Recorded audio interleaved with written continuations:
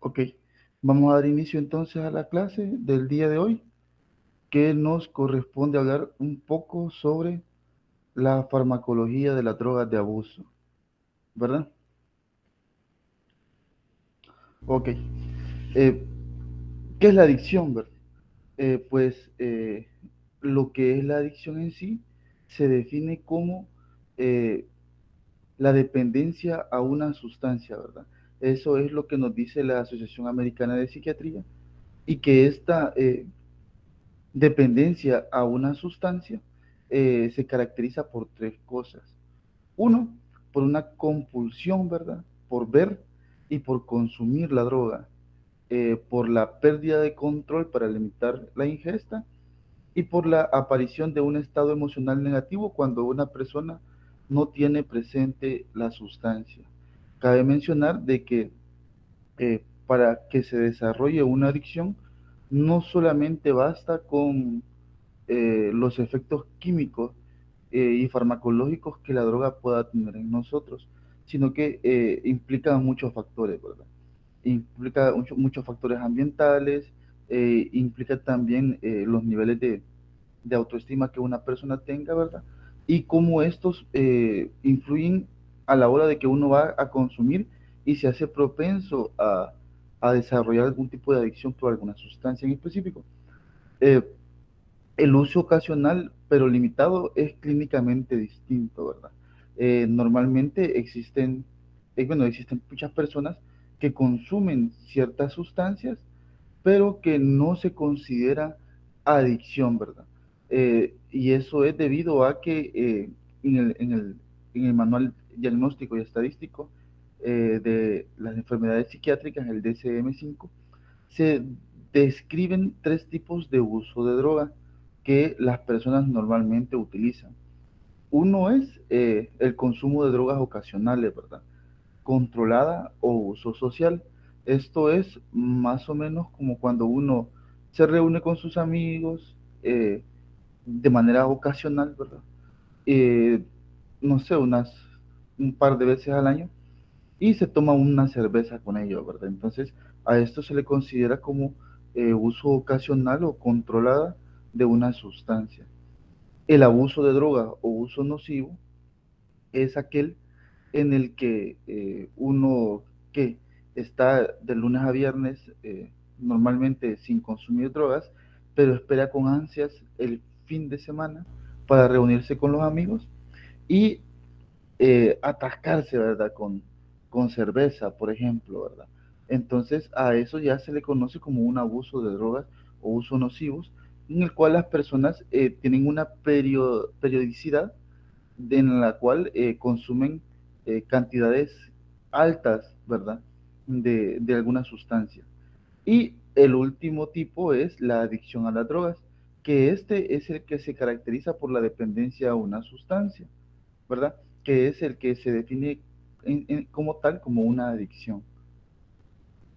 Eh, Vamos a recordar un poquito de la sinapsis dopaminérgica, ya que todas estas sustancias de abuso tienen un componente dopaminérgico a la hora de presentar alguna dependencia, ¿verdad? Entonces, si recordamos en la sinapsis dopaminérgica, eh, se produce dopamina a partir de tirosina, ¿verdad? Y esta dopamina se almacena en vesículas y que cuando se recibe un estímulo, eh, cuando se recibe un estímulo, se libera en la hendidura sináptica. Esta dopamina se puede metabolizar, ¿verdad? Aparte de ello, también se puede activar los diferentes receptores postsinápticos y disminuir o aumentar la cantidad de AMP cíclico dependiendo del receptor que estimule, si es de uno o de dos, ¿verdad?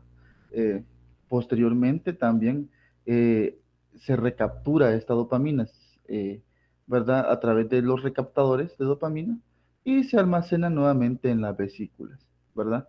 Existen muchas drogas, bueno, como la cocaína y la anfetamina, ¿verdad? Que la cocaína va a venir a actuar a nivel de este receptor, a este recaptador de dopamina y lo va a bloquear. De esta manera va a aumentar la cantidad de dopamina adentro de, bueno, en la hendidura sináptica. Las anfetaminas son muy parecidas a la estructura química de la dopamina. Entonces lo que hacen las anfetaminas básicamente son que entran a través del recaptador de dopamina y topan las vesículas, ¿verdad? Y de esta manera generan que la dopamina salga del mismo cotransportador hacia la hendidura sináptica, ¿verdad? Y aparte de ello, que también la anfetamina se libera cuando se da la despolarización de la membrana y de esta manera aumenta la concentración de dopamina en la hendidura sináptica. Eh, Todas las sustancias de abuso van a tener un componente directo o indirecto y con el cual me van a aumentar esta cantidad de dopamina en la hendidura sináptica, ¿verdad? Posteriormente lo vamos a ir revisando.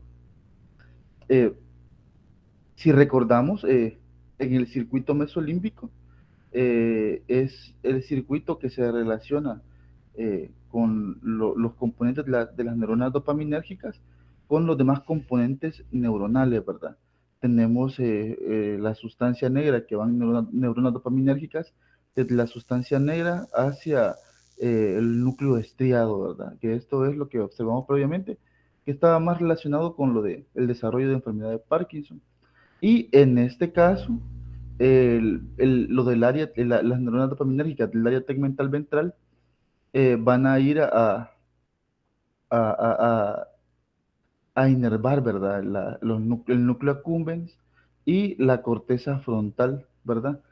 Y también el sistema límbico. Todo lo que es el sistema límbico, la corteza frontal y el núcleo accumbens va a estar implicado en este tramo, ¿verdad? Y esto va a estar relacionado más que todo con el desarrollo del proceso adictivo, ¿verdad? Porque aparte de ello también modifica con lo que es el desarrollo de placer, la modificación del aprendizaje y aparte de ello también con la impulsividad, ¿verdad? Con que son, van a ser componentes más que todo corticales, ¿verdad? Desarrollo de aprendizaje, desarrollo de la motivación, de los impulsos, del placer, ¿verdad? Entonces, todas las sustancias de abuso van a venir a actuar a nivel de este tracto, del circuito mesolímbico. Eh, los niveles de dopamina no únicamente se aumentan cuando nosotros consumimos algún tipo de sustancia de abuso, sino que todo aquello que nos dé placer nos va a aumentar la cantidad de dopamina presente en la hendidura sináptica, ¿verdad? Eh, por ejemplo, la comida. En este estudio que se realizó, se puede observar cómo es que se aumenta la cantidad de dopamina en presencia de unos chetos. Eh, Se observó de que a nivel del núcleo accumbens, cuando una persona viene y observa a este cheto, con el simple hecho de observarlo, se aumenta la concentración en el núcleo accumbens de dopamina, ¿verdad? Y que posteriormente, cuando uno comienza a comerlos, comienza a disminuir los niveles de dopamina, ¿verdad? Hasta llegar a los niveles basales normales. Esto en una primera instancia, cuando se pone en contacto por primera vez. Y se observa también de que la cantidad de comida que se ingiere es más o menos de 2 gramos más o menos, ¿verdad? 2 gramos de cheto se comió en la primera instancia. Cuando se puso posteriormente a la misma persona, se puso otra vez eh, frente al mismo estímulo, se observó que siempre se elevaron los niveles de dopamina, pero en este caso ya no se elevan, ya no se elevó la cantidad de dopamina libre en la hendidura sináptica en una cantidad similar a la primera instancia, ¿verdad? Sino que ya se observa una menor cantidad de elevación de dopamina y que también el estímulo disminuye más rápidamente cuando uno comienza a ingerir el mismo alimento, pero la cantidad de alimento ingerido es mayor, el doble casi, ¿verdad? Lo que es importante acá es de que si observamos en ambos gráficos, el tiempo que se mantiene elevada la cantidad de dopamina no pasa de 40 minutos a una hora a lo mucho, ¿verdad? Entonces el tiempo que se mantiene elevado los niveles de dopamina no va a ser muy prolongado en ambas situaciones. Aparte de ello, otro estímulo que nos puede generar placer es el sexo, ¿verdad? Eh, en este experimento se realizó con ciertos tipos de ratas, ¿verdad? Recordemos de que el sexo pues está involucrado con los procesos de supervivencia de todas las especies, ¿verdad? Entonces, eh, cuando cuando se realiza la actividad sexual, pues también se aumentan los niveles de dopamina previamente antes de realizar el acto. En este gráfico se puede observar la dopamina en sí, ¿verdad? Eh, y sus metabolitos, ¿verdad? Tanto el DOPAC como el ácido homovalínico, que son los metabolitos de la dopamina. Eh, y lo que se observa es la cantidad de dopamina que se eleva tanto en el núcleo estriatal y en el núcleo accumbens, ¿verdad? El núcleo accumbens es el que está en circulitos acá. Entonces, lo que se hizo como experimento en este tipo de ratas es de que se colocaba al macho eh, frente a la jaula donde él sabía de que iba a tener sexo con otro ratón, una rata, y que cuando se colocaba inicialmente, el ratón ya sabía de que cuando entrara a la jaula iba a tener sexo, ¿verdad? Entonces se comenzaba a elevar los niveles de dopamina, ¿verdad? Posteriormente, cuando el ratón ya estaba dentro de la jaula y miraba a la rata, eh, se aumentaba aún más los niveles de dopamina, ¿verdad? Y posteriormente, cuando se realiza el acto y termina de realizar el acto, pues se bajan los niveles de dopamina que se inicialmente comenzaron a elevarse. Entonces, eh, como podemos observar, la dopamina se eleva frente a estímulos placenteros, ¿verdad? Entonces, ¿qué es lo que sucede con las drogas de abuso? Pues acá tenemos un esquema en donde podemos observar que el tracto que va desde el área tegmental ventral hacia el núcleo accumbens, ¿verdad? Entonces, del área tegmental ventral, las neuronas dopaminérgicas mandan la sinapsis hacia el núcleo accumbens para que realizar sus diferentes funciones. Entonces, acá podemos observar de que no únicamente hay neuronas dopaminérgicas, sino que también existen interneuronas, tanto neuronas glutamatérgicas, neuronas GABAérgicas y, neuronas que se activan frente a polipéptidos opioides. Entonces, las drogas de abuso van a venir a actuar a este nivel, ¿verdad? ¿Y cómo actúan las drogas de abuso? Pues acá podemos observar, por ejemplo, algunos de los efectos que vienen a ser, por ejemplo, los opiáceos, ¿verdad? Que los opiáceos son depresores del sistema nervioso, entonces lo que hacen es que llegan y potencian a las neuronas GABA, ¿verdad? Entonces al potenciar las neuronas GABA, ¿qué es lo que hacen?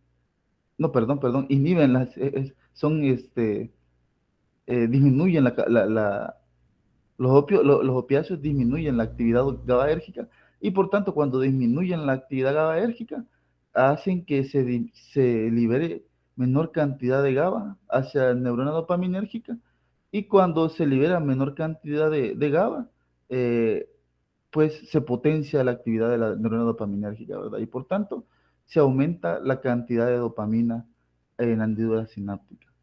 Eh, el alcohol también, ¿verdad? Viene a inhibir las neuronas GABAérgicas y también inhibe las neuronas glutamatérgicas, ¿verdad?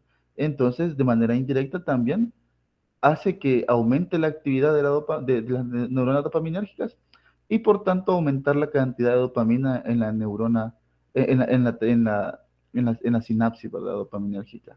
La nicotina, al contrario, ¿verdad? Aumenta la actividad de la neurona dopaminérgica y también aumenta la actividad de las neuronas glutamatérgicas y por tanto aumenta la actividad de estas neuronas dopaminérgicas y por tanto aumenta también la cantidad de dopamina en la hendidura sináptica. Los estimulantes como la cocaína, como revisamos previamente, aparte de ello, lo que hace es que viene y eh, inhibe la recaptación de la dopamina, ¿verdad? Y por tanto, como efecto directo, va a aumentar la cantidad de dopamina dentro de la hendidura sináptica. Entonces, como podemos observar, todas las drogas de abuso, de manera directa o de manera indirecta, lo que me van a generar a mí va a ser eh, un aumento de la dopamina, ¿verdad? En este tracto. Y que, por tanto, esto va a estar relacionado de manera directa con alteración del aprendizaje, alteración de los estímulos de recompensa y, por tanto, también con el desarrollo de placer, que inicialmente así inicia el proceso adictivo con desarrollo de placer y que posteriormente incluso puede llegar un momento en el que las personas ya no consuman sustancias por placer, sino que por evitar otros efectos que van a ser efectos aversivos, ¿verdad? Que ya vamos a revisar previamente. Ok, entonces después de esta pequeña introducción, vamos a revisar un poquito los contenidos de la clase, que van a ser describir algunos conceptos sobre las sustancias de abuso, establecer los mecanismos de tolerancia, dependencia y abstinencia de las drogas, conocer la farmacología propia de cada sustancia, establecer el riesgo relativo de la adicción de las sustancias de abuso y por también revisar un poco el tratamiento farmacológico de las sustancias de abuso. Cabe mencionar de que la terapia farmacológica propuesta para el tratamiento de las adicciones, aparte de la modificación de los componentes ambientales, que también son muy importantes, el enfoque farmacológico está en disminuir la cantidad de dopamina presente en la hendidura sináptica, ¿verdad? Entonces, diferentes fármacos van a venir a hacer que disminuya la cantidad de dopamina. Eh, para hablar un poquito de los conceptos relacionados, pues inicialmente cuando una persona eh, se ve envuelto en cierto ambiente para, para desarrollar el consumo de una sustancia, se le ofrece la droga y pues comienza el consumo de esta sustancia, ¿verdad? Inicialmente cuando se consume por primera vez, pues las personas, dependiendo de qué tipo de droga vaya a consumir, va a sentir diferentes efectos que inicialmente van a ser placenteros y agradables, como por ejemplo el consumo de alcohol, que si somos unas personas introvertidas, con el consumo de alcohol aumentamos la sociabilidad, la locuacidad, y pues eso son efectos agradables, ¿verdad? Estos efectos agradables me van a generar placer.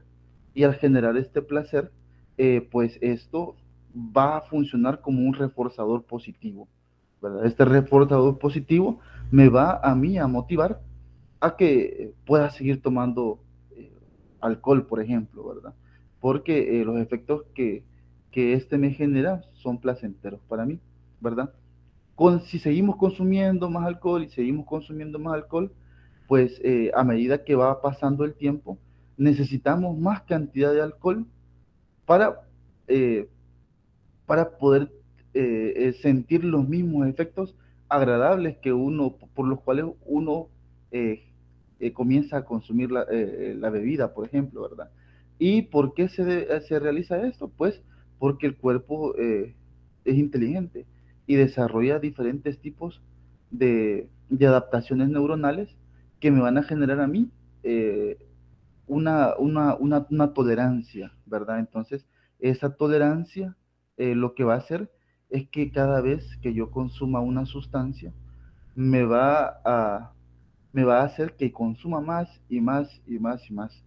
Eh, También esta misma tolerancia me va a generar a mí estos cambios adaptativos que cuando yo vengo y retiro la droga, estos mismos cambios adaptativos a mí me van a generar a mí una dependencia física, ¿verdad?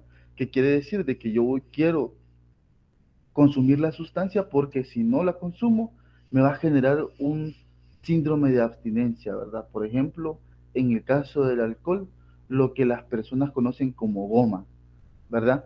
Me va a dar goma si dejo de consumir la sustancia y eso va a ser debido a que yo ya desarrollé tolerancia al uso de alguna sustancia. Y esto, pues, es lo que se conoce como la dependencia física, ¿verdad? Que a su vez esta dependencia física me va a servir como un reforzador negativo, ya que ¿por qué un reforzador negativo? Pues porque si yo ya estoy consumiendo alcohol, yo estoy pensando en que yo no quiero pasar goma, entonces para evitar esta resaca, eh, voy a seguir tomando mejor, ¿verdad?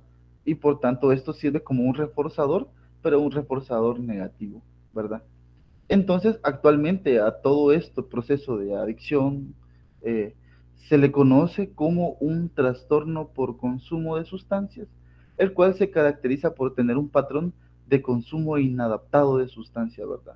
El cual se caracteriza por pérdida de control, desadaptación social y consumo de riesgo, ¿verdad? De que yo ya me voy a tomar con cualquier persona, no solamente con conocidos, ando a horas de la noche tomando, ¿verdad? Y nadie sabe nada de mí, entonces eso es un consumo de riesgo.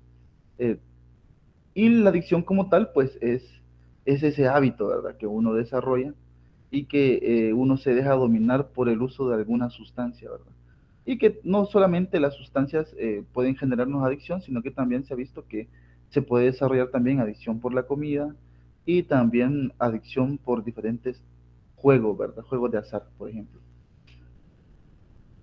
Eh, ¿Cuáles van a ser estos mecanismos de tolerancia? Dependencia y abstinencia. Pues vamos a comenzar a hablar un poquito sobre la tolerancia. ¿Cómo es que se da esta tolerancia? Pues tenemos dos tipos diferentes de tolerancia. La tolerancia adquirida y la tolerancia innata.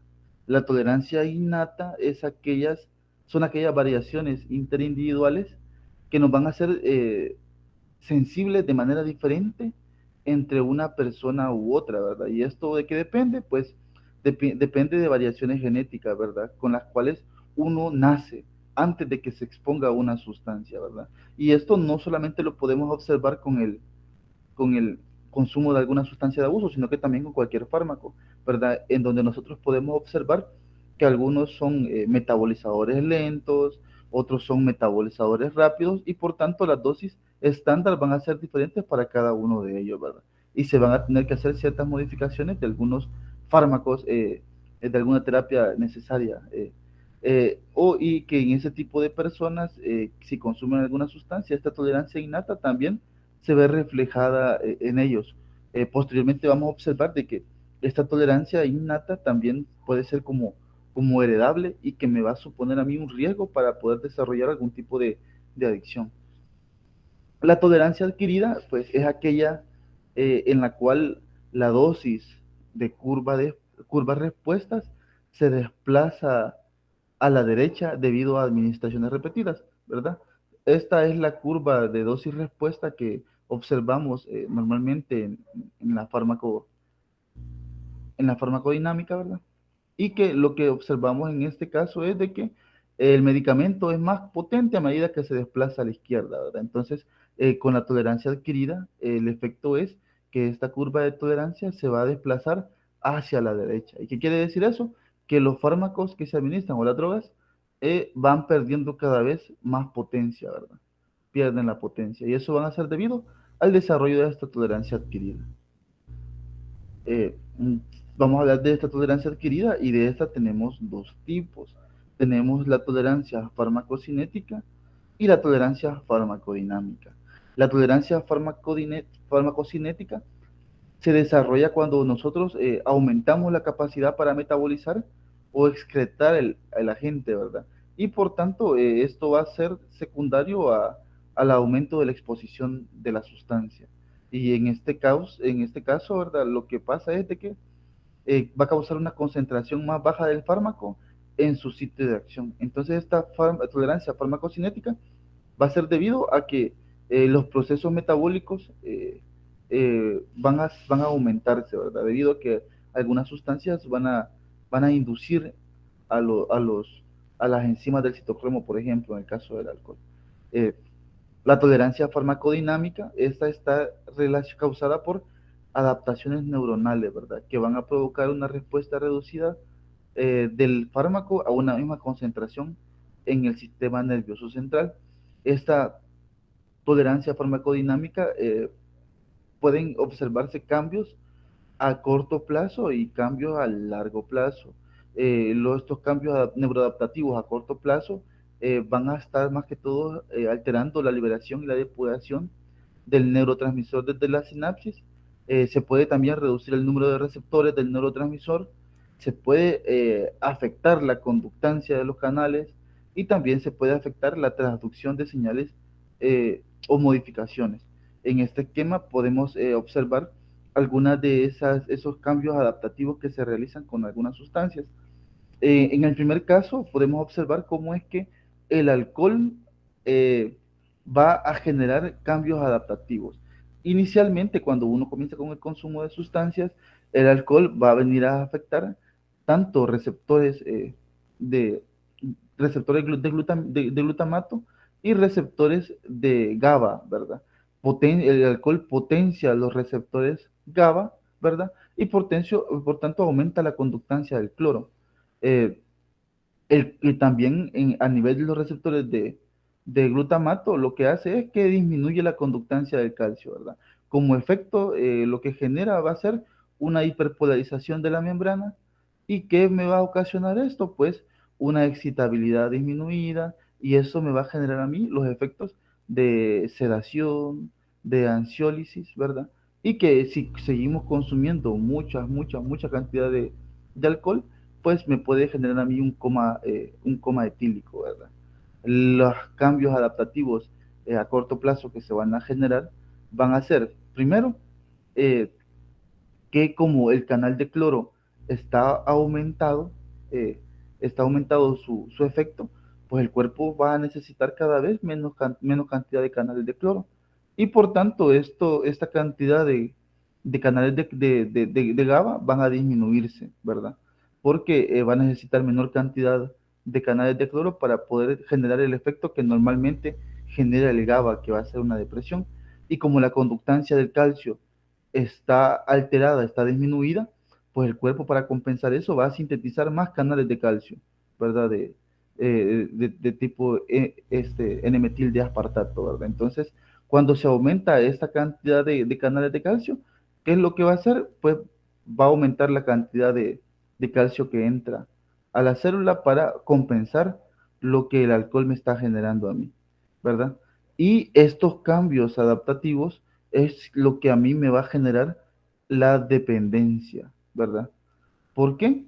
Porque cuando uno ya no consume la sustancia, se pone en privación de la sustancia, estos canales eh, van a alterar la fisiología normal, ¿verdad? Porque básicamente el cloro va a estar disminuido por disminución de los receptores y el calcio va a estar aumentado porque hay más receptores de calcio debido a la compensación, a las adaptaciones que se generó debido al consumo de la sustancia, ¿verdad? Y me va a generar a mí el efecto contrario de lo que me genera el alcohol. ¿Y cuál va a ser este efecto? Pues va a ser debido a una excitabilidad aumentada, ¿verdad? Va a ser más fácil que estas neuronas se vayan a excitar. ¿Y esto qué me va a generar a mí? Me va a generar ansiedad, me va a generar insomnio e incluso en procesos más avanzados me pueden generar convulsiones, ¿verdad? Entonces esto va a ser básicamente el mecanismo de dependencia en cuanto al uso de alcohol. En cuanto al uso de la morfina, ¿verdad? Es bastante similar, es bastante similar. Si recordamos, la morfina es un derivado del opio que va a venir a activar los receptores MIO, que son receptores acoplados a la proteína G, y que esto lo que me va a hacer a mí va a ser que me va a afectar la conductancia del potasio, ¿verdad? Al afectarme la conductancia del potasio y al disminuir la acción de la denilciclasa, me va a generar a mí una excitabilidad disminuida, y por lo tanto también liberación disminuida del neurotransmisor y me va a ocasionar euforia, ¿verdad? Entonces los cambios adaptativos que se van a generar van a ser de que como está alterada la conductancia del potasio y está alterada la función de la anilciclasa, cuando se priva del uso de esta sustancia, pues aumenta la actividad, ¿verdad? Aumenta la cantidad de adenilciclasa y por tanto me va a generar a mí los efectos contrarios, ¿verdad? Una excitabilidad aumentada. Pasa de manera similar también con el uso de la cocaína o la anfetamina, ¿verdad? De que estas alteraciones generan mayor cantidad de transportadores y las anfetaminas son estimulantes, entonces ¿qué es lo que hacen ellas? Aumentan la cantidad de dopamina presente en la hendidura sináptica, pero con las modificaciones que se realizan, pues se sintetizan más recaptadores de cocaína, ¿verdad? De aminas, perdón, más recaptadores de aminas, y que cuando uno priva el cuerpo de la sustancia, como hay mayor cantidad de transportadores, pues se recolecta más rápido la dopamina presente en la hendidura sináptica y que me va a generar a mí los efectos depresivos, ¿verdad? Ya no va a ser estimulante, sino que me va a generar efectos depresivos como fatiga, por ejemplo, ¿verdad? Y la excitabilidad disminuida. Más que todo, las adaptaciones que se generan debido a la dependencia van a ser efectos contrarios que la sustancia me va a generar a mí. Y por tanto, estos efectos me van a generar a mí una aversión eh, que me va a mí a generar la dependencia y de querer seguir consumiendo la sustancia para evitar estos efectos, ¿verdad? Y seguir sintiendo los efectos que la droga me va a generar a mí. A largo plazo, pues se ha observado de que también se pueden generar cambios neuroadaptativos en la expresión de genes relevantes para la acción farmacológica de la gente, ¿verdad?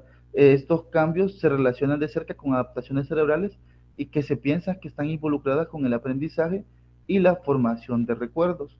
Acá podemos observar en el esquema de que cuando uno se pone frente a un estímulo placentero, como por ejemplo la comida, se libera desde el área tegmental ventral, se activan las neuronas dopaminérgicas y se libera dopamina, ¿verdad? Debido a una recompensa natural, de que uno ve comida, tiene hambre y quiere comer, ¿verdad?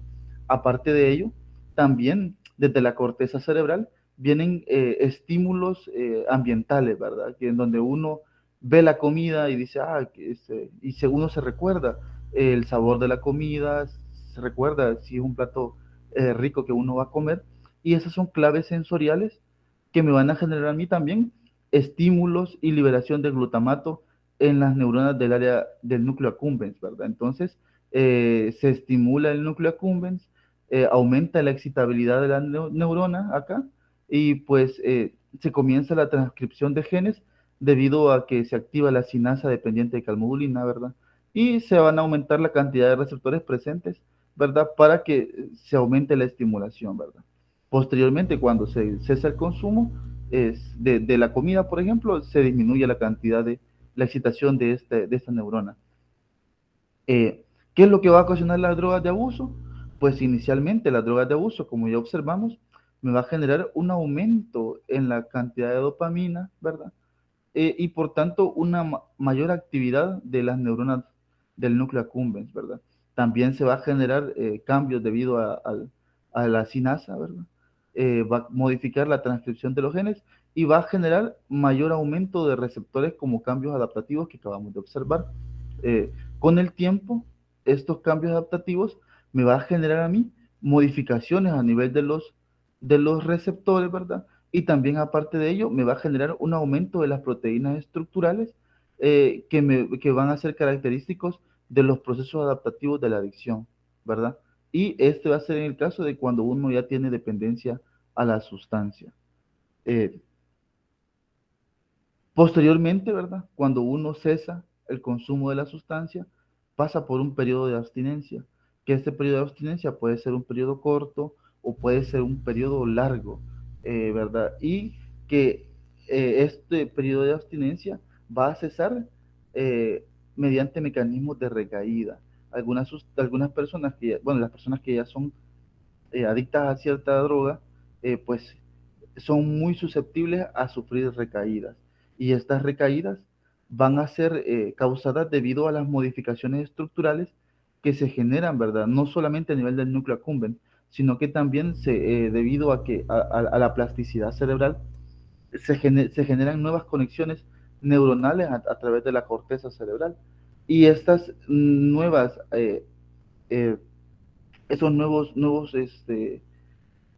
aprendizajes que uno ha formado, ¿verdad? A través de la plasticidad cerebral, me puede generar aumento de la liberación de dopamina debido a estrés, por ejemplo, ¿verdad? Que uno se estresa, le pasa alguna situación X, y pues esto me va a liberar mayor cantidad de dopamina en el núcleo accumbens y por tanto esto va a funcionar como un estímulo para que yo vaya a buscar la sustancia, ¿verdad? Y por tanto generar una recaída. Esto es una de las principales causas de sufrir una recaída, el estrés. Otro ejemplo también puede ser a través de las claves sensoriales, ¿verdad? Las claves sensoriales puede ser debido a que yo llego a donde antes consumía droga o me junto con mis amigos que sé que ellos siempre van a consumir, que consumen droga, ¿verdad? Entonces, ¿qué es lo que sucede en el cerebro? Pues a nivel de la corteza cerebral, eh, se, otra vez uno recuerda los eventos que ha sucedido y se van a activar las neuronas glutamatérgicas y van a liberar mayor cantidad de glutamato, ¿verdad? Y esto me va a excitar las neuronas del núcleo accumbens y por tanto también puede servir como un mecanismo de recaída. El siguiente es la reexposición a la droga, ¿verdad? Que yo llego, ya me junto otra vez con las personas que antes tomaba y me dicen, vaya, échate un traguito, ¿verdad? Uno viene, toma el traguito y pues, ¿qué sucede? Se expone otra vez a la droga y esta va a generar una mayor cantidad de dopamina y por tanto, esto otra vez, excitación celular, aumento de las neuronas dopaminérgicas, de dopamina en esta hendidura, y esto pues me va a generar a mí también un efecto placentero y por tanto una recaída al consumo de sustancias. Entonces, eh, la dependencia y la abstinencia, ¿verdad? Se relacionan con la tolerancia, ¿verdad?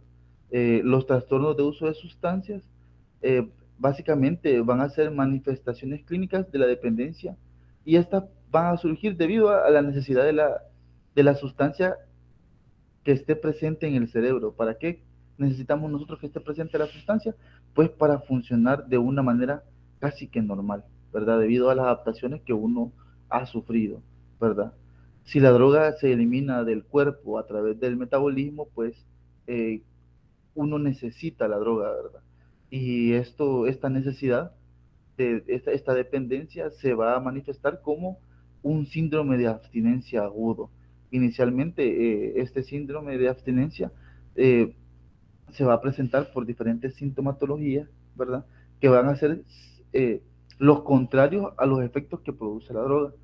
Y posteriormente se puede presentar también un síndrome de abstinencia extendido, que este síndrome de abstinencia extendido puede durar no solamente unas semanas o meses, sino que por mucho tiempo, y que este síndrome de abstinencia extendido también es el que me va a generar a mí eh,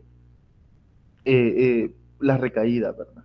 Entonces, este síndrome no solamente se desarrolla no solamente se asocia con el desarrollo de la tolerancia, sino que también debido a la falta de la regulación en el aprendizaje, en los impulsos, en las motivaciones, en el sistema de recompensa, y es todo esto, ¿verdad? Me genera también el potencial para sufrir recaídas.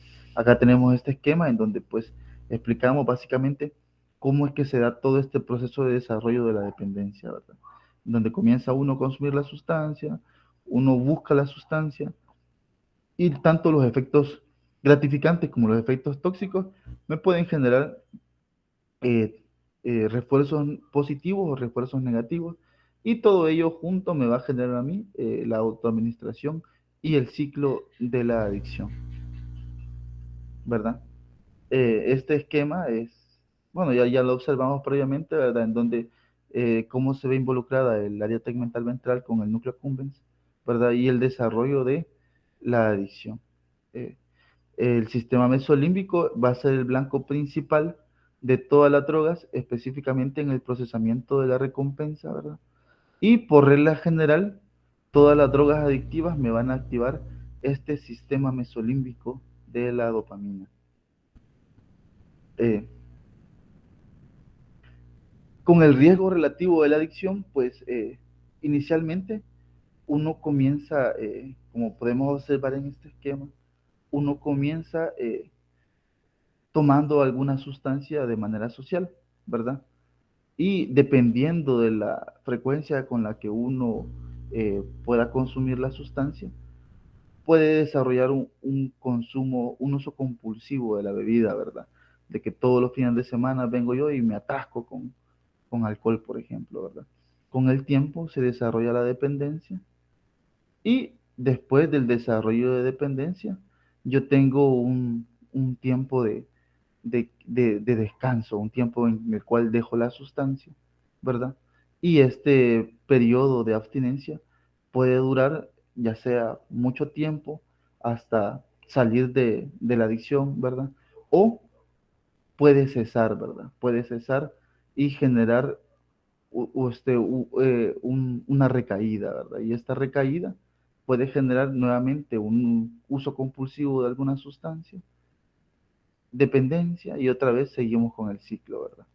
Todo este ciclo de adicción depende no únicamente de la sustancia en sí, sino que también la susceptibilidad de los individuos a que la desarrollen depende de muchas variables, ¿verdad? Entre las cuales tenemos variables genéticas, ¿verdad? Y factores ambientales en sí, como el estrés, ¿verdad? Eh, Básicamente existen grandes diferencias individuales en la vulnerabilidad a la adicción, ¿verdad? Eh, que se relaciona con las sustancias. Eh, la impulsividad o la ansiedad excesiva, también estas van a ser características cruciales, ¿verdad? Que me van a generar a mí un riesgo para generar adicción, ¿verdad?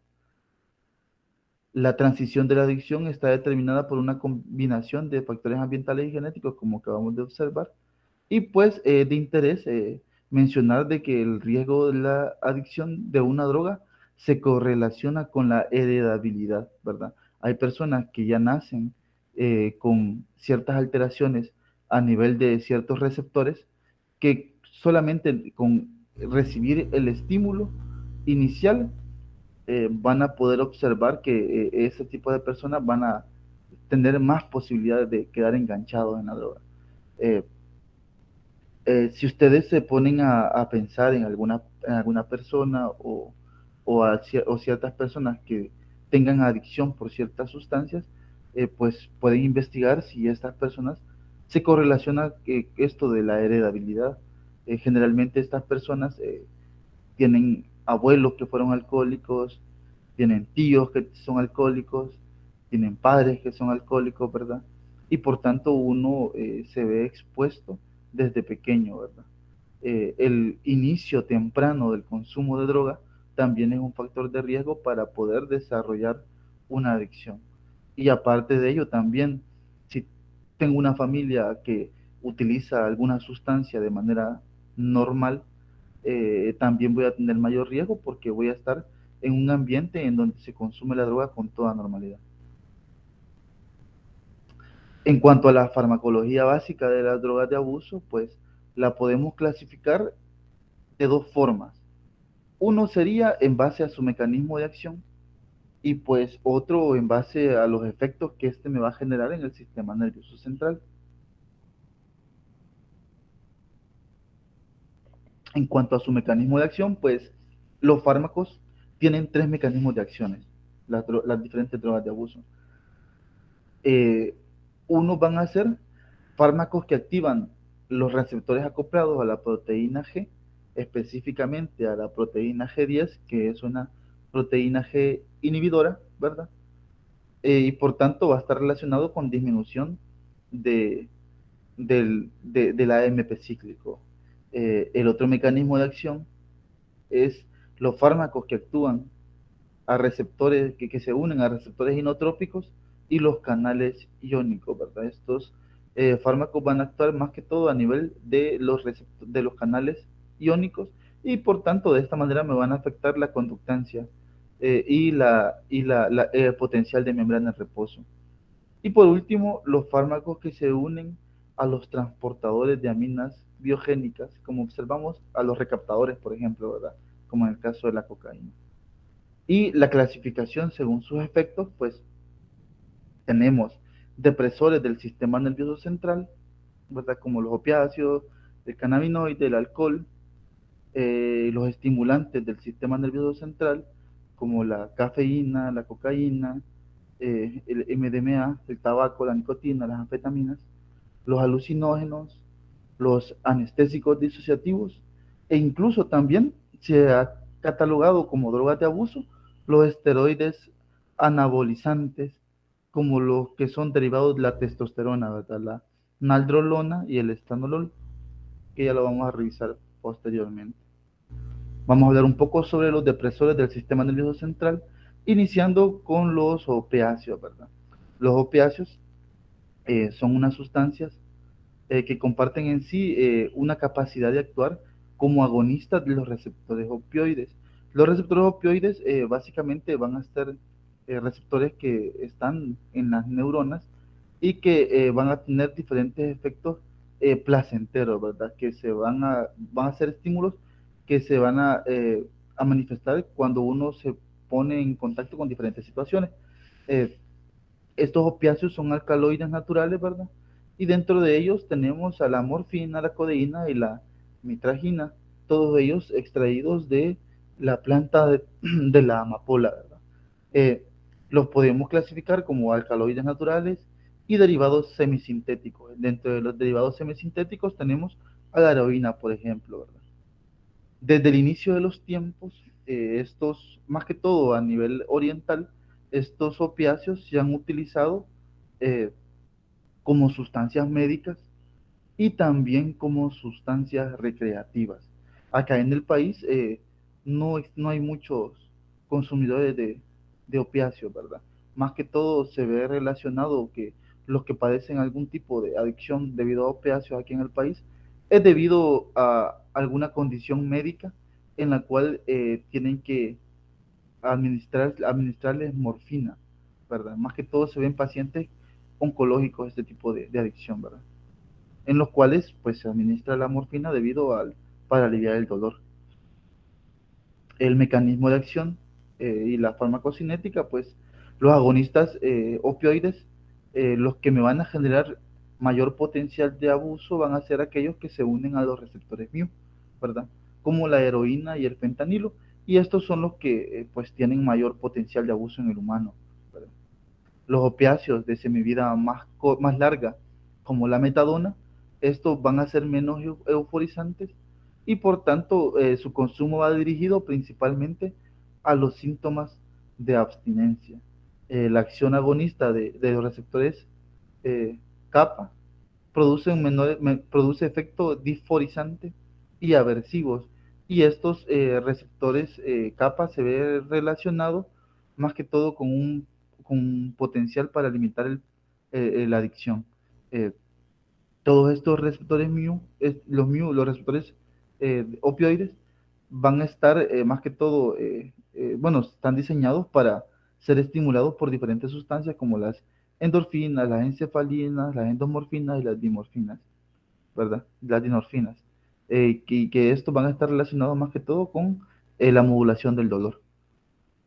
Las acciones farmacológicas inmediatas que me generan el opio, pues va a ser por vía endovenosa o inhalada, eh, una sensación placentera muy intensa y breve, vasodilatación cutánea, sequedad de la boca, pesadez de las extremidades, náuseas, vómitos, sedación y depresión respiratoria.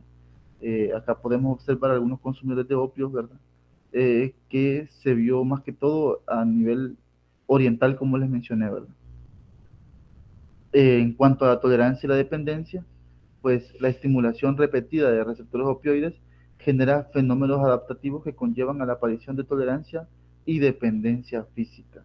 Acá podemos observar de que como el receptor al que se unen es al receptor de proteína G10, lo que me va a hacer a mí es que me va a disminuir los niveles de AMP cíclico, ¿verdad? Acá podemos observar de que los niveles de adenilciclasa, la función de la adenilciclasa con los niveles de AMP cíclico están normales. Cuando uno se pone frente a la morfina y desarrolla adicción, el efecto que me va a generar va a ser una eh, una disminución de la cantidad de AMP cíclico que me va a generar los efectos euforizantes y que este va a disminuir, ¿verdad? Debido a que como mecanismo compensatorio el cuerpo va a aumentar la cantidad de adenilciclasa, ¿verdad? Aumenta la cantidad de adenilciclasa para que el cuerpo compense esta pérdida de la AMP cíclico. Y en este periodo, pues, uno va a desarrollar lo que es la dependencia y la tolerancia. ¿Qué sucede cuando retiro la morfina? Pues aumenta la cantidad de AMP cíclico debido a que yo tengo una gran cantidad de adenilciclasa, ¿verdad? Entonces, voy a tener todos los efectos contrarios a los que me genera la morfina y posteriormente, después de un tratamiento adecuado, pues puede llegar a normalizarse la función, ¿verdad? Eh, es muy tóxico, ¿verdad? Me puede generar muchos efectos adversos a nivel del sistema nervioso, como delirio, convulsiones, a nivel del sistema renal, me puede generar insuficiencia renal, síndrome nefrótico, estreñimiento a nivel del aparato digestivo, ¿verdad? Así como en muchos aparatos y sistemas del cuerpo. En el tratamiento farmacológico, pues existen programas para poder liberarse de esta adicción y están enfocados más que todo en programas libres de drogas, programas de agonistas opioides y programas de atención básica, ¿verdad? Que consiste más que todo, casi todo esto, ¿verdad? En desintoxicación, pautas farmacológicas,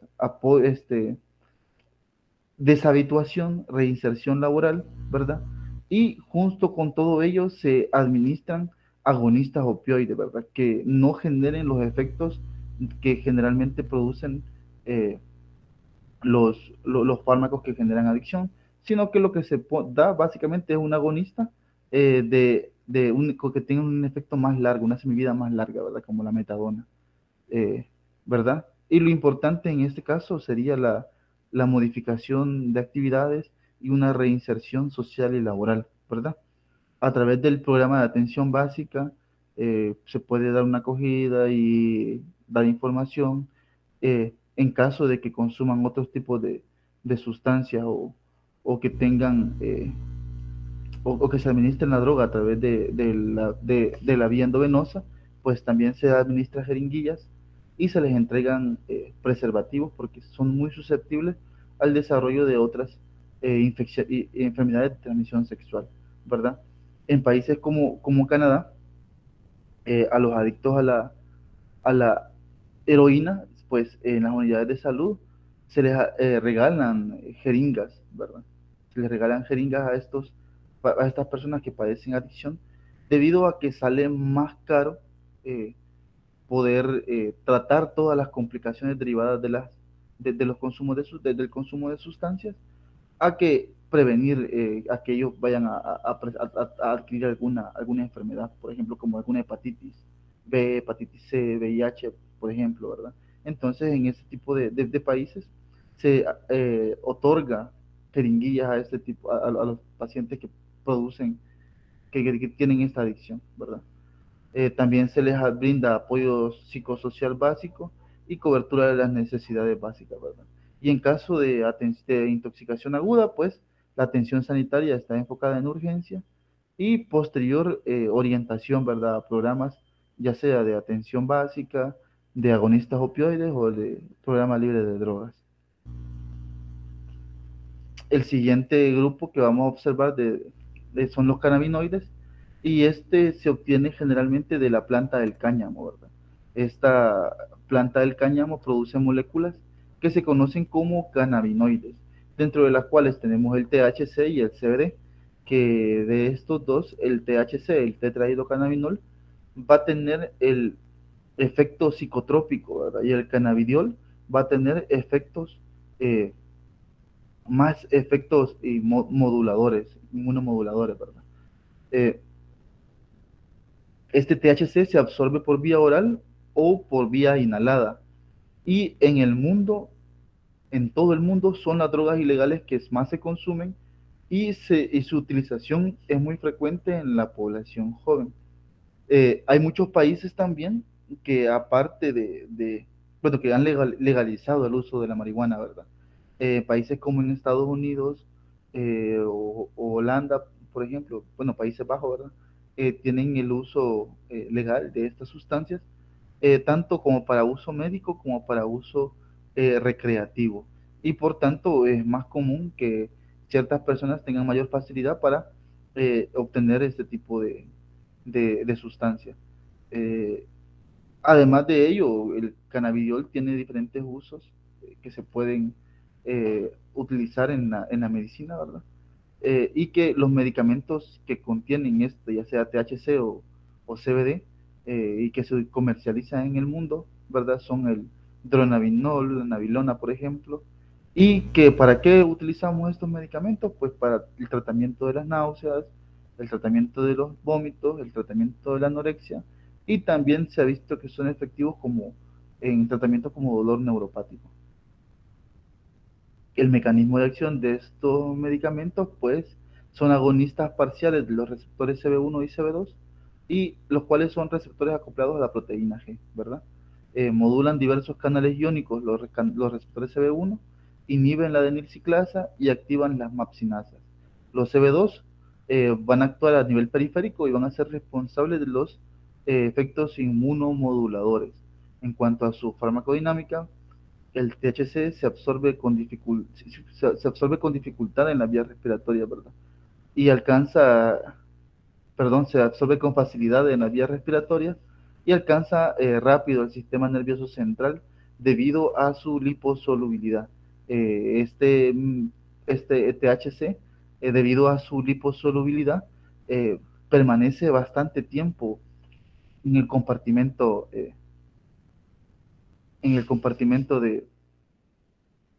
la grasa, ¿verdad? ¿Tienen alguna pregunta, duda?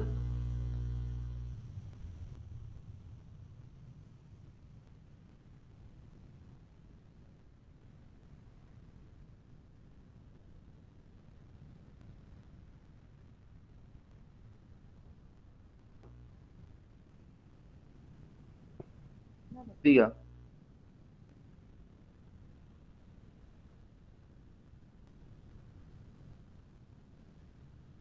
¿todo bien? Bueno, vamos a seguir entonces. ¿Verdad? El THC se metaboliza en el hígado y se puede metabolizar a metabolitos activos y se va a excretar por la orina. Dentro de sus acciones farmacológicas inmediatas, pues produce euforia, bienestar, relajación, locuacidad y aumento de la sociabilidad, los cuales van a servir como reforzadores positivos, ¿verdad? Y se acompaña de alteraciones sensoriales, cambios en la percepción del tiempo, incoordinación motora, pérdida de la memoria, disminución de la capacidad de la concentración, enlentecimiento de las reacciones y empeoramiento del rendimiento psicomotor, ¿verdad? Eh, el trastorno por consumo de cannabis, ¿verdad? Estos son reforzadores positivos débiles, y tras la liberación, ¿verdad? Se libera dopamina en el núcleo accumbens, como todas las otras drogas. La exposición crónica puede generar cambios adaptativos en los receptores, en la transducción de señales o en el sistema de opioide endógeno, ¿verdad? Eh, el uso habitual va a provocar un trastorno por consumo de sustancias y este se va a ver acompañado por tolerancia moderada a efectos centrales y periféricos, y también se ha observado que sí existe un síndrome de abstinencia, ¿verdad? Debido al consumo de cannabis, pero es leve, y se manifiesta más que todo por irritabilidad, ansiedad y trastorno del sueño. A corto plazo, los efectos, ¿verdad? Como ya los mencionamos, van a tener alteraciones en la memoria, alteraciones en la coordinación motora, ¿verdad? No se puede andar manejando bajo los efectos del cannabis porque enlentece los reflejos, alteración del juicio y también puede ocasionar psicosis. A largo plazo, pues, desarrolla adicción, desarrollo cerebral alterado, ¿verdad? Me puede dar malos resultados a la hora de presentar algún estudio, y también como produce cuando se quema, ¿verdad? Produce productos con CO2 y el humo del tabaco, me puede ocasionar neumonía, ¿verdad? Va a tener básicamente los mismos efectos que fumar tabaco, básicamente. También me puede generar alguna enfermedad mental, como psicosis, ansiedad, depresión, y también algo que se caracteriza en las personas que consumen tabaco, que es el síndrome amotivacional. Eh, el consumo de alcohol en nuestras sociedades, ¿verdad? El alcohol y el tabaco van a ser las sustancias que más abuso eh, dan, ¿verdad? Son las más consumidas y afectan casi a todos los segmentos de la población. La dependencia surge normalmente como consecuencia de un consumo excesivo de varios años de duración, ¿verdad? Y el riesgo va a aumentar, como lo mencionamos, con antecedentes familiares de alcoholismo y cuando uno comienza a utilizar alcohol a edades tempranas. El mecanismo de acción, pues los principales efectos son básicamente que potencian los canales de cloro, ¿verdad? Potencian a GABA y también disminuyen la acción de los receptores de glutamato, por lo que hiperpolarizan las neuronas, ¿verdad? Y también aparte de ello se ha visto de que modifican la función de otros receptores inotrópicos como los receptores de serotonina. En cuanto a su farmacocinética, se consume por vía oral, ¿verdad? Y del 2 al 10% se elimina sin modificación en las vías urinarias o los pulmones y el resto es metabolizado a través del hígado. Acá tenemos el sistema que actúa en el metabolismo del hígado, que es el alcohol deshidrogenasa, que transforma el alcohol aldehído y el aldehído, acetaldehído, se convierte en acetato a través del aldehído deshidrogenasa.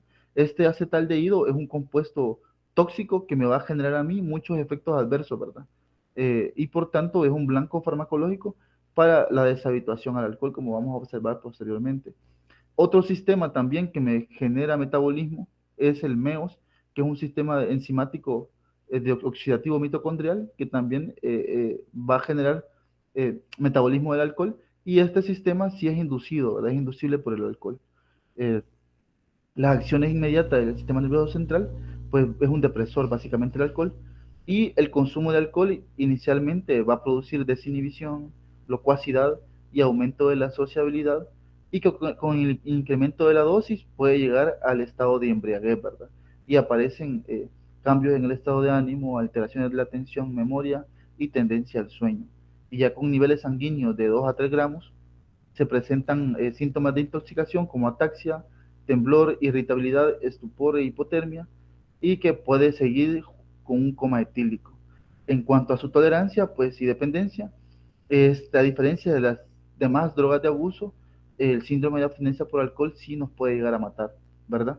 En la primera fase inicia con inquietud, ansiedad y temblores, sudoración, ¿verdad? Insomnio, que puede posteriormente seguir con convulsiones y alucinaciones. Después se puede presentar delirium tremens, exacerbación de los síntomas descritos, fiebre y deshidratación, ¿verdad?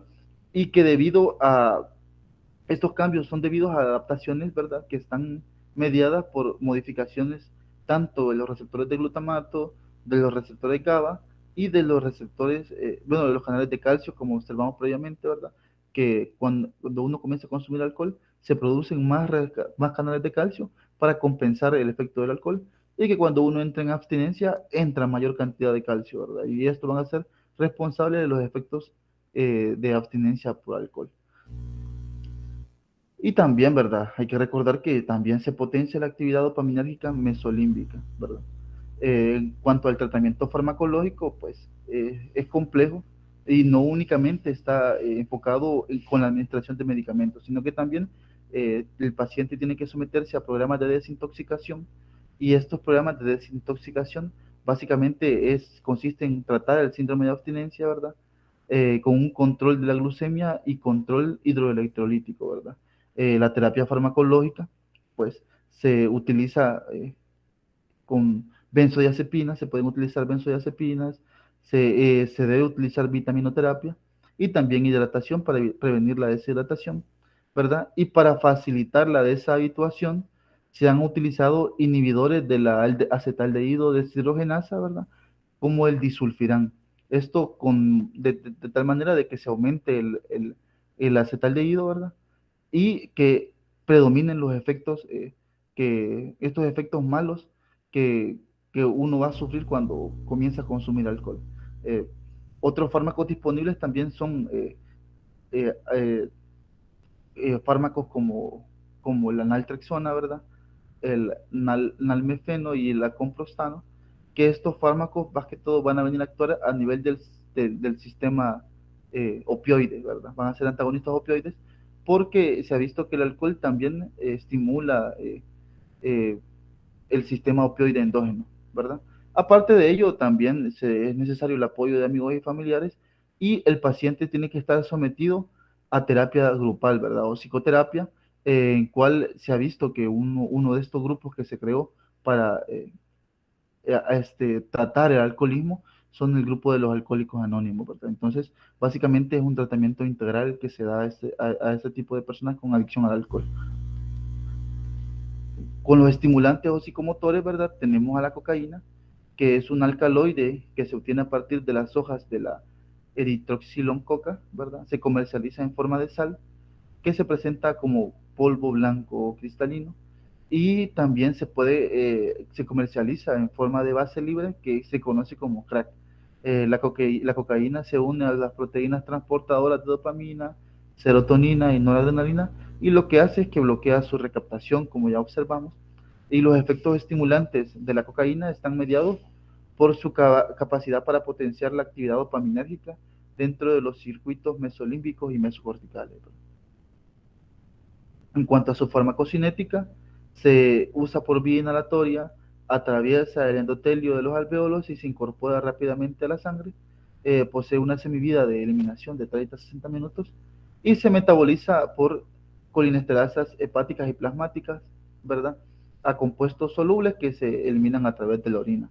En cuanto a sus acciones farmacológicas, se asocia con diversas condiciones psiquiátricas, ¿verdad? Y consecuencias negativas a nivel físico y social, y los trastornos neurológicos y cardiovasculares me puede generar esta sustancia, síntomas psicóticos, infecciones transmitidas por vías sanguíneas, comportamientos violentos y muerte prematura. Se dice que aumenta en 5 veces la mortalidad en personas que consumen cocaína. Los efectos subjetivos, ¿verdad?, que me va a generar van a ser euforia, locuacidad, profundos sentimientos de bienestar, incremento de la actividad motora y disminución de la ansiedad. Y en cuanto a los efectos adversos, pues van a ser alteraciones cardiovasculares, van a aumentar el riesgo de infarto de miocardio, de presentar arritmias ventriculares, alteraciones neurológicas como síndromes psiquiátricos, ictus cerebral, convulsiones, alteraciones renales y perforación del tabique nasal. En cuanto a su tratamiento, pues las intervenciones principales que han mostrado eficacia son las aproximaciones conductuales, ¿verdad? También se ha podido presentar en este tipo de pacientes terapia de sustitución como administración de algunos agonistas dopaminérgicos o también la administración de algún estimulante de liberación de dopamina como el metilfenidato, aunque el metilfenidato también tiene bastantes efectos similares a la cocaína y que también me puede presentar eh, adicción, ¿verdad? Básicamente para eh, modificar un hábito, tenemos que incorporar nuevos hábitos a los pacientes, ¿verdad? Y para ello tenemos que sugerir terapia deportiva, terapia de grupo, técnica de relajación, ¿verdad? Y en caso de que necesiten tratamiento médico, pues también ingresarlo, ¿verdad? El siguiente estimulante es el éxtasis, que es un derivado anfetamínico sustituido del anillo bencénico y que básicamente está relacionado como un alucinógeno como la mescalina. Eh, Básicamente es un derivado metanfetamínico, pero no funciona como una anfetamina, sino que más bien funciona como un alucinógeno. Esta droga se comenzó a hacer popular más o menos ahí por la década de los 80 en el ambiente de las discotecas, ¿verdad? Más que todo allá en Estados Unidos, ¿verdad? Y a partir de ahí se hizo muy popular y se comenzó a utilizar como una droga recreativa. El mecanismo de acción, ¿verdad? Tiene tanto efectos agudos como efectos a largo plazo. Y los efectos agudos se relacionan con incremento de la liberación de monoamina, de serotonina y de dopamina, y los efectos a largo plazo se atribuyen más que todo a un proceso de estrés oxidativo que inicia después de que la droga se ha administrado, ¿verdad? La farmacocinética se absorbe por vía oral y atraviesa rápidamente la barrera hematoencefálica, se metaboliza en el hígado y presenta metabolismo de saturación. Las acciones farmacológicas inmediatas, los efectos fisiológicos, pues incremento de la presión arterial, la frecuencia cardíaca, me puede dar escalofríos, náuseas, serostomía, bruxismo, hiperreflexia, hipertermia, por ejemplo. Y en los efectos psicológicos, pues aumento de la empatía, aumento de las emociones, reducción de los pensamientos negativos, disminución de las inhibiciones y aumenta el estado de alerta. A largo plazo, pues los efectos fisiológicos me puede dar un síndrome de articulación temporomandibular, ¿verdad? Que básicamente que se les queda trabada la mandíbula. Como tienen un aumento del tono muscular, me puede generar bruxismo y erosión dental, ¿verdad? Aparte del dolor facial, dolor miofacial. Los efectos psicológicos a largo plazo, alucinaciones visuales, ideas paranoides, ansiedad, depresión y también crisis de angustia. eh, en cuanto al tabaco y la nicotina, pues la nicotina es el principal alcaloide psicoactivo presente en el tabaco, ¿verdad? Y es el segundo estimulante del sistema nervioso central más utilizado, ¿verdad? Después de la cafeína. Y la segunda droga de abuso más utilizada, ¿verdad? Después del alcohol. Su mecanismo de acción, pues, activa los receptores colinérgicos, nicotínicos en el cerebro y de los ganglios vegetativos autónomos, ¿verdad? La activación de los receptores nicotínicos estimula la liberación de dopamina en las terminaciones mesolímbicas, como mencionamos previamente, y pues su farmacocinética, aproximadamente el 90%, se absorbe a través de la vía inhalada de la nicotina y alcanza el cerebro más o menos como en 20 segundos. También se puede absorber a través de la piel, a través de las mucosas, ¿verdad? Y se metaboliza en el hígado a cotinina que se elimina por vía renal. Los efectos que me produce la nicotina son sentimientos subjetivos agradables, incremento del estado de alerta, relajación, reducción de la ansiedad y un estado de ánimo positivo, ¿verdad? Que van a servir como reforzadores positivos. También, aparte de ello, mejora la atención, el aprendizaje y el tiempo de reacción. A nivel periférico, produce taquicardia, aumento de la presión arterial y disminuye la motilidad intestinal y la sudoración. Eh, Desarrolla tolerancia a esta droga, ¿verdad?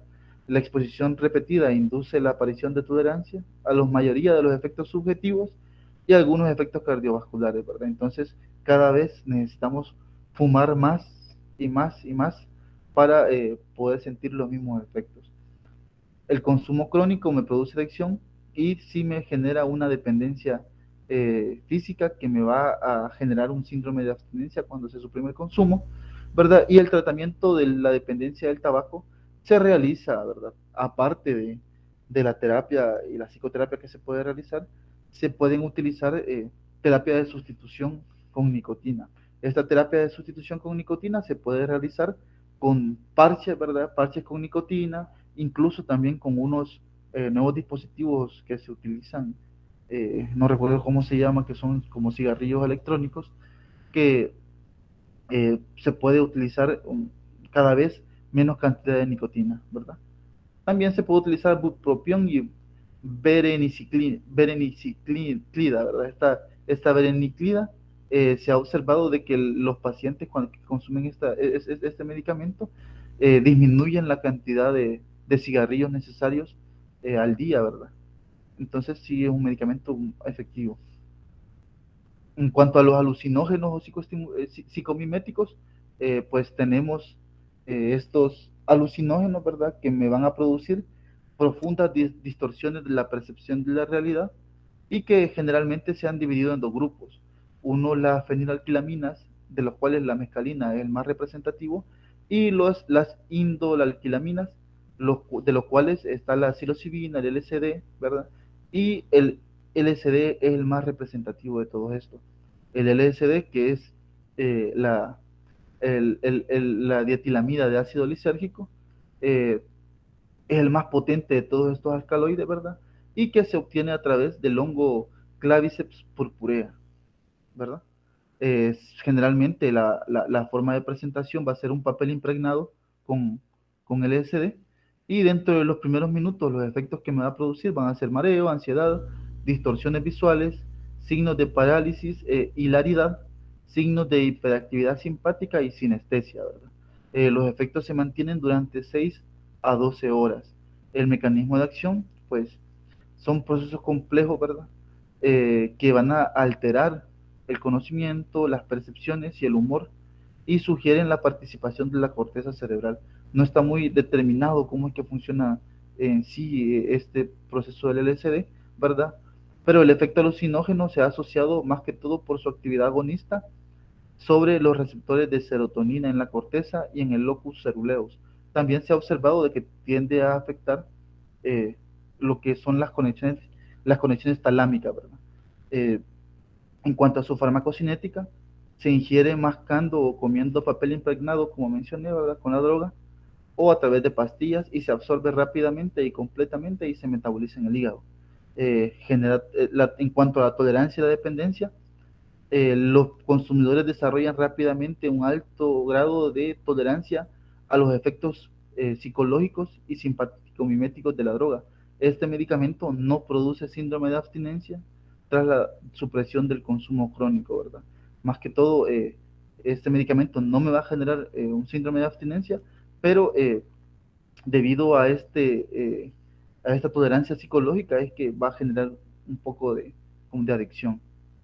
El siguiente grupo son los anestésicos disociativos, dentro de los cuales tenemos la feniciclida y la ketamina, ¿verdad? Estos anestésicos disociativos generalmente, bueno, la feniciclina ya no se utiliza actualmente como anestésico, ¿verdad?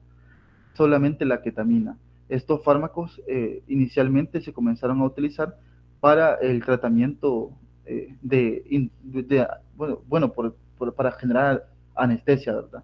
Y los efectos que generan, más que todo, están relacionados eh, con el desarrollo de sinestesia, ¿verdad? Que básicamente es como que menciona la literatura de que es como que se sale el alma del cuerpo. El mecanismo de acción de la feniciclida es que altera la neurotransmisión excitadora mediada por el glutamato y se fija específicamente y bloquea los receptores de glutamato. También altera la liberación de dopamina y dentro de sus acciones farmacológicas, los efectos psicológicos son sentimientos de disociación de la realidad, distorsión del espacio y del tiempo y también distorsión de la imagen corporal, ¿verdad? Eh, Algunos efectos que me puede generar son alucinaciones, pánico y miedo.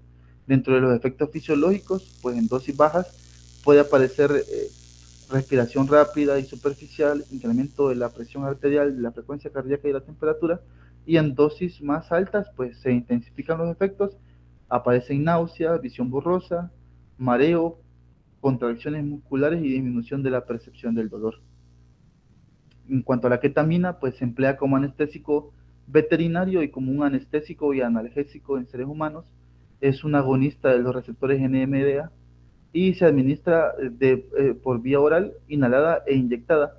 Esta ketamina básicamente es de uso hospitalario y hasta hace poco es que se ha comenzado a utilizar como una droga de abuso, ¿verdad? Pero más que todo, los pacientes la consumen, que es esta presentación que es de uso veterinario, ¿verdad? Eh, los efectos son rápidos y poco duraderos y básicamente son dependientes de la dosis y provoca cambios perceptuales similares a la feniciclina, ¿verdad? La intoxicación cursa con taquicardia, alteración de la conciencia, discurso desorganizado y nistagmo. Y el tratamiento de estos fármacos va a ser con medidas de soporte, debido a los efectos que esto me van a generar. Eh, y el último grupo, pues, son los esteroides androgénicos anabolizantes. Recientemente se ha visto que los derivados de las hormonas masculinas de la testosterona, ¿verdad? Inicialmente, antes de la década de los 70, se utilizaba más que todo para aumentar la capacidad deportiva de las personas que lo utilizaban, ¿verdad? Más que todo eran deportistas para aumentar su rendimiento físico. Pero a partir de la década de los 70, con el desarrollo del físico-culturismo, se comenzó a observar de que las personas lo utilizaban más que todo con fines estéticos y más que todo para el desarrollo de masa muscular, ¿verdad? Estas drogas pues tienen propiedades anabolizantes y se ha observado de que aparte de ello también aumentan los niveles de dopamina. Inicialmente se comienza a utilizar eh, para aumentar la masa muscular, pero posteriormente debido al desarrollo de la liberación de dopamina en la hendidura sináptica del tracto mesolímbico, pues va a generar una dependencia, ¿verdad? Su uso crónico va a generar virilización, puede generar hepatopatías, trastornos metabólicos, trastornos cardiovasculares y trastornos mecánicos secundarios al desarrollo de la musculatura, ¿verdad? Y su interrupción genera síndrome de abstinencia, que se caracteriza más que todo por depresión, por fatiga, por deseo de consumo, por inquietud, anorexia, insomnio y disminución de la libido, ¿verdad? Eh, entonces, básicamente el consumo de esta sustancia pues también me va a generar a mí problemas eh, en cuanto al desarrollo de adicciones. Pues eso sería todo por mi parte el día de hoy y pues básicamente el tratamiento que está enfocado para las adicciones va a ir enfocado sobre todo a la disminución de la cantidad de dopamina, ¿verdad? Y aparte de ello, de la modificación de todos los ambientes y de los hábitos que uno ha desarrollado, ¿verdad? Eh, pues eso sería todo y acá les dejo la bibliografía, ¿verdad?